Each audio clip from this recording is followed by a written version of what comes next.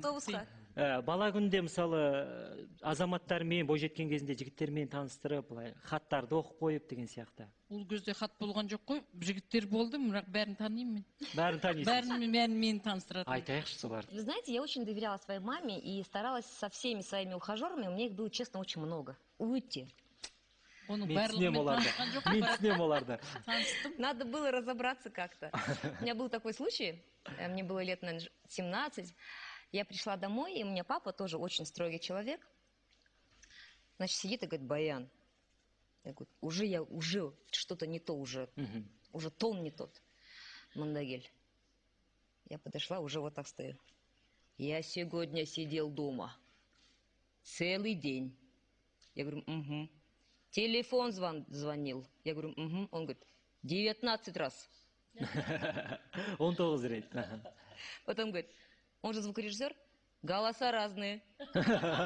Мен қып-қылы болып едім. И потом на меня так глаза снял, говорит, разберись. Разберись. Все, у меня сердце забилось, я тут же начала разбираться, кто лишний, кто не лишний. Ну вот много было очень поклонников. Так, санайық, 19 қоңырау. Қаншауы артық болды? Ой, мне уже білмеймін, уже путаница болып кетті мен басында тогда.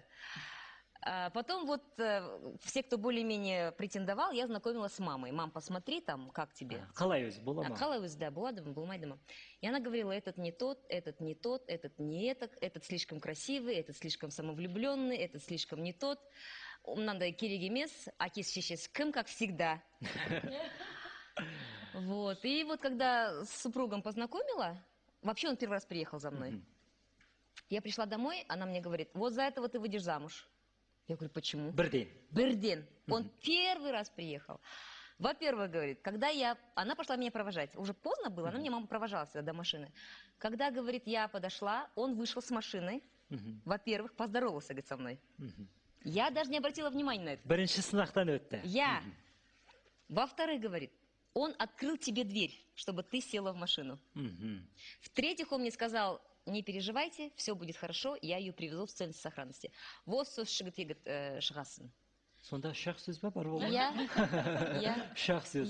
Так оно и получилось. Үйреніп алатындар секен, есікті ашу керек, мамасымен амандасу керек. Да. Содан кейін кетіп бара жатқанда бәрі жақсы болады деп айту керек, е? Отырып алады, говорит, машинада, шықпай. Былай істеп. Енді Баян ханым, анаңызға қаншалықты жиі сыйлық дайындап тұрасыз, сыйлық беріп тұрасыз? Ой, мам, сама скажи. Күнде. Қандай сыйлықтар жақсы көресіз? Ой, қалай деп айтам? Көйлек, золото, ыдыс-аяқ, мен өте жақсы көремін ыдыс-аяқты. Неше түрлі жақсы ыдыс-аяқ алып бер деймін. Ыдыс-аяқ демекші, осы орайда... Әдемі ыдыс-аяқ алып бер деймін мен. Иә, әдемі ыдыс-аяқ. Мен өліп